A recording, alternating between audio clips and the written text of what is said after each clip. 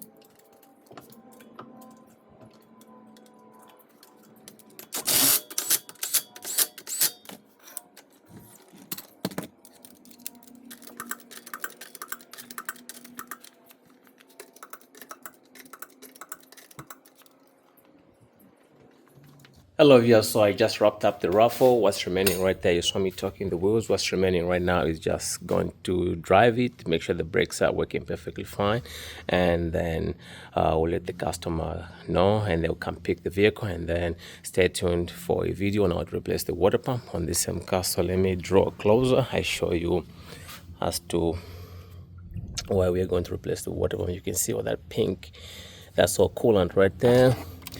The water pump is leaking slowly. So the last time I checked, this thing was empty, so I topped off for the customer, and then definitely today we did the brakes. So pretty much I know a lot of people have questions to say, why didn't you replace the rotors? So the rotors are perfectly fine. There's no vibration in the brake pedal when you're stopping. So pretty much sometimes the judgment on the car that you're working on, that's your business. You know, you don't want to compromise your business. You have to also try to take care of your customers. So we save the customer some money by just doing a pad slap, which is gonna take them, for some time. And then the next time we do the brakes, definitely we're gonna need the brake pads and replace the rotors. So thanks for watching. Please subscribe, like, and share for more tips on how to fix your vehicle. Marais here with Marai's Mobile Mechanics. We'll catch you on the next one. What's up, guys? Marais here with Marai's Mobile Mechanics, and welcome to the channel. Today I'm working on a 2016 Toyota RAV4 2.5 liters 4-cylinder engine, and this is the XLE trim. This is the one I did brakes and waiting on the water pump. The water pump came in late, which was a Saturday. Sunday I wasn't working, and today Monday we are tackling that water pump. So let me set myself up and then we go from there. So the first thing we're going to do is drain the coolant. You can see that's the drain valve for the radiator. We're going to open that and drain the coolant, and then we are going to open the radiator cap, which is on the reservoir in this car. We're going to open it up so that it helps drain the coolant faster, and then we're going to disconnect the negative terminal of the battery right here, since the alternator is going to be disconnected. And then we'll take off this 10mm bolt. There's another one right there on the reservoir. We're going to take off these two hose clamps for the reservoir. We take it off the way. We are going to disconnect this sensor right here. We are going to take off this bolt, a 10mm bolt on the bracket right here. We are going to disconnect this 10mm bolt on the alternator right there. We are also going to disconnect this 10mm bolt for the wiring coming to the alternator, and then we are going to pull out this plug that comes to the alternator. And then once we take that out, we have a bolt for the alternator. I believe it's a 14 right there. There should be one at the bottom, but first, before we take the alternator out, we have to take the belt out. So right now, let me disconnect the battery, drain the coolant, and then we get going. So for the coolant, I forgot to mention, you need a drain to catch the coolant, and you can see ours is set right there. And then now I'll bring you guys back.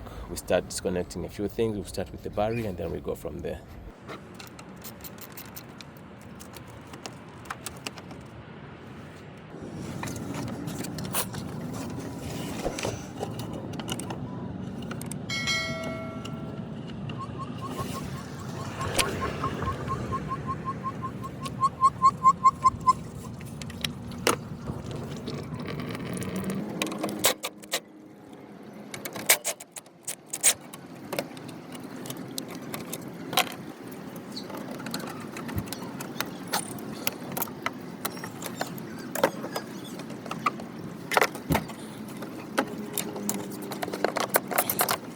Hello viewers, so now we got the coolant reservoir off the way. We are going to take the belt out, and the way you take the belt out, there's a tensioner right here. I think we need a 14mm socket to take tension off the belt. So to do that, you are going to need a tool like this one, a gear wrench, and let me look for a 14 socket right there. We're gonna need this wrench and this leverage handle. So let me set myself up and then we go from there. Hello viewers, so this is going to be your setup. You can see my 14mm socket is on the tension with this wrench. So right now all you have to do is push it downwards clockwise, and you can see the tension on the belt actually gets loose, so we can take the belt out. This is the way you're going to take the belt out. I don't know if you're able to catch it, but once I move this downwards, you can see the belt moving. So this is how we are going to take the belt out.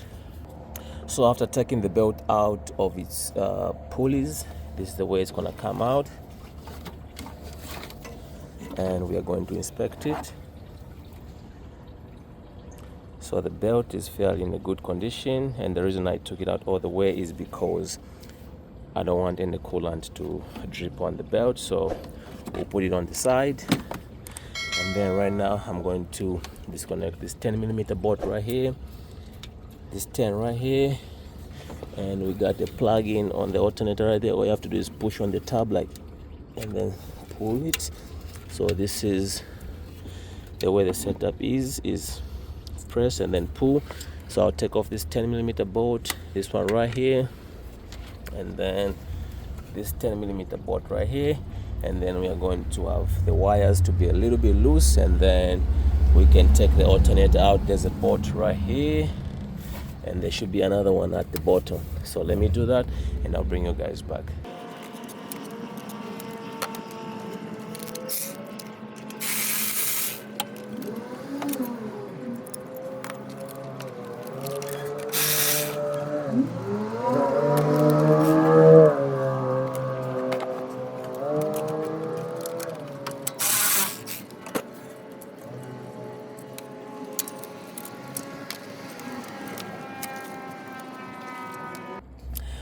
Hello viewers, so right now we'll take off the lower board just like so with a ratchet.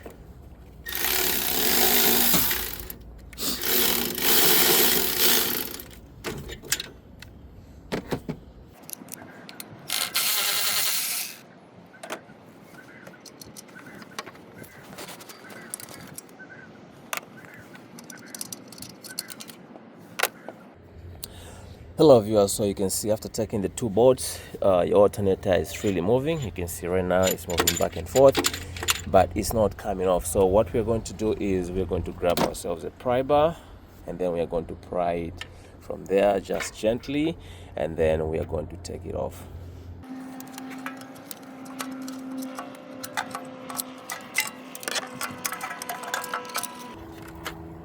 And this is our alternator. It comes off just like so. So we'll put it on the side and then we go from there.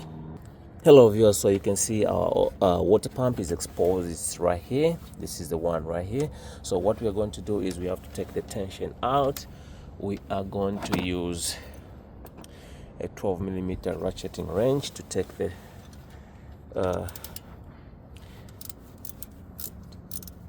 tensioner out just like so. And just be careful. Use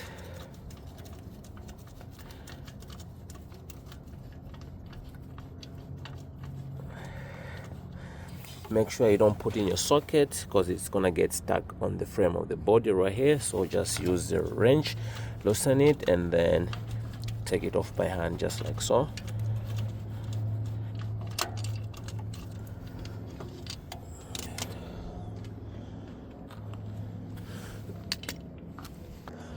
Hello viewers, so our water pump is exposed right now. So if you're not sure, you can also look at the new water pump, and then it will guide you where the bolts are located and then how to go about them. So in our case, we are using the OEM water pump, and that's the part number right there. Got this one from Toyota, I can't remember how much, but this is our water pump. It looks exactly the same. So our reference is the bolts. You can see on the top side here we got 3 slots for the bolts, and then at the bottom we got 1, 2, 3, 4. So we know at the bottom is 4 and on top is 3, and it comes with a metal gasket, so no need to put silicone and that stuff right there. So let me start taking the bolts off our old water pump, which is on the car, and you can see some pinky stuff at the bottom right there. That's coolant, so that's why we are replacing it. So let me get going and then I'll bring you guys back. So I forgot to mention, to take the bolts out, we are going to use a 12mm socket with a ratchet. So right now there's nothing draining from the radiator, so we are going to actually close our drain valve right there.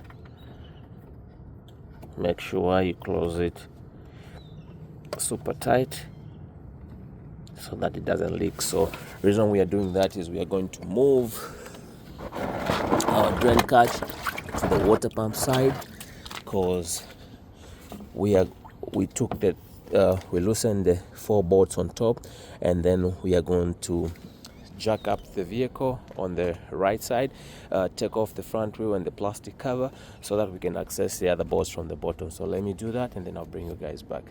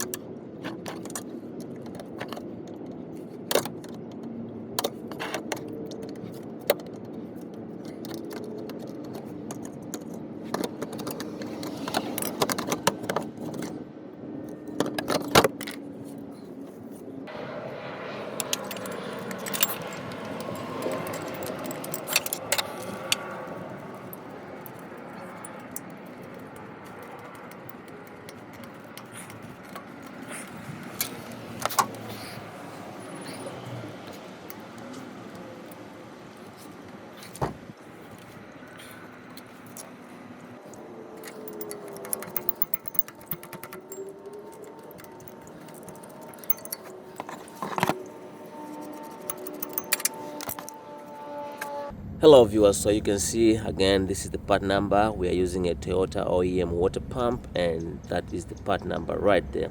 And I will tell you one thing, this is not the original water pump for this car. I mean, it's an aftermarket water pump. It works perfectly fine, but you can see it's got a paper gasket, and if you look at the OEM water pump, comes with a metal gasket. So this tells me that this water pump has been changed before. And the only issue with these water pumps is once you take them out, they'll give you a hard time to clean the mating surface, which I was actually doing. And you can see once you use the OEM water pump, once this pump comes out, it doesn't leave nothing. All you have to do is just wipe it and then install the new one. So let me show you the mating surface. I've cleaned it up the best way I can. That's the one right there. So I'll go ahead and install the water pump, and then pretty much installing the water pump is the reverse of taking it out. So I'm gonna put it off camera and then we go from there. Hello viewers, so you can see all the bolts are aligned. There's one right there. It's 1 2 3 4 5 6. So let me show you the number 7, which is at the lowest point right there. That's the number 7 right there. So I'm gonna tighten them. There's actually no specific tightening sequence for the water pump. All you have to do is torque them to 15 foot-pounds. So I'm gonna tighten them and then I'll bring you guys back. Hello viewers, so the water pump is back on. I've tightened all the bolts all around. The first thing you have to do is set the bolts, start all the bolts by hand, get as many threads as you can, and then you can actually tighten them. So like I said, there's no torquing sequencing. The bolts themselves take 15 foot-pound. I just snagged them and I just used this 12mm socket, an extension, and this ratchet.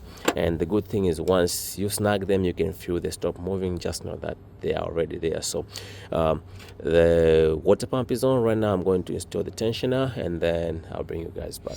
Hello viewers, so you can see the tensioner is back on, that 12mm bolt. The torque spec is 15 foot-pound as well. Just snag it. Once it stops moving, that should be it. So right now I'm going to install the alternator. And one thing I have to point out is we have to push this bushing. We have to tap it outwards, otherwise you saw me wiggling the alternator to come out. So it's because this bushing, once you tighten, it pulls the bushing with the bolt this side inwards, and then it becomes tight. So I'm just gonna tap it with a ratchet. They are not pretty tight, so I'm just gonna tap it outwards, and then this alternator will be an easy install. So it looks like this alternator is also not the OEM. You can see the number right there. This alternator is from the junkyard. These are the numbers the junkyard sell parts with. So anyway, it works, but you know, as I'm working on it, I'm discovering certain things. I thought it was an OEM water pump on, and only to find that it's an aftermarket with a paper gasket. And right now I'm discovering that this is a junkyard alternator. So I'm going to tap this from this side going this way so that we have more clearance for the alternator to go in smoothly. Hello viewers, so everything is back in place. I got the belt back on. The best way to put this belt, guys, is doing it under the wheel well. Take the front right tire out, take the plastic cover out the way we did when we're getting or accessing the lower bolts on the water pump. And this is the best way to do the water pump. I mean the belt. You're going to actually put your belt on the tensioner, then move it, and then it will slide onto the compressor right there. So you can see everything is back on. I've connected the battery right there. The coolant reservoir is back on. The clamps on the hoses are back on. The two 10mm bolts, one here, one on the other side, they are back on. Our bracket right there, the 10mm bolt is back on the clip right there. We've connected that bolt right there on the alternator. We've plugged in our wire on the alternator at the 10mm bolt right there, and also our plug-in socket is on the alternator right there. So right now you can see I've set up my funnel right there, and I'm ready to actually top off my coolant. And you can see the coolant we got from the vehicle is the pinkish reddish coolant, and that's what we're going to use, recommended for Toyota. You can see it's written red / pink, Lexus and Toyota right there, and it says 1990 and newer includes hybrid and electric vehicles. So use the right coolant, and then you should be good to go. So right now, let me pour the coolant, and then we'll check for leaks, and then we're going to fire this car to bleed the system.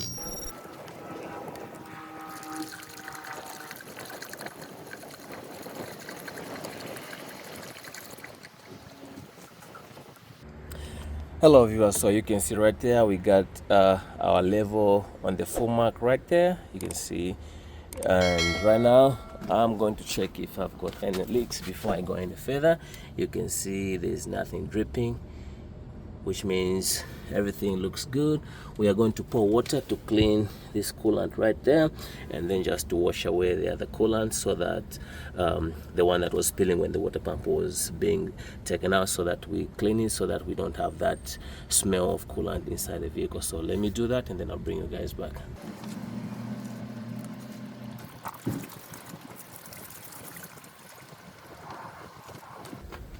So right now we are going to start the vehicle, turn the AC off, and then turn the heater on, so that we can actually bleed the system.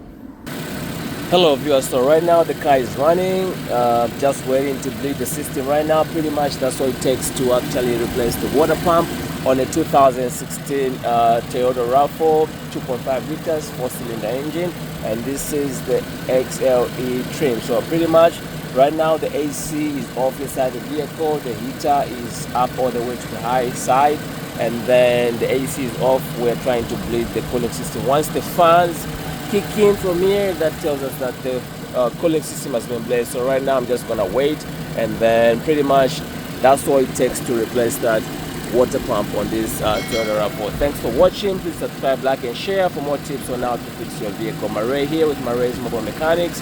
We'll see you on the next one.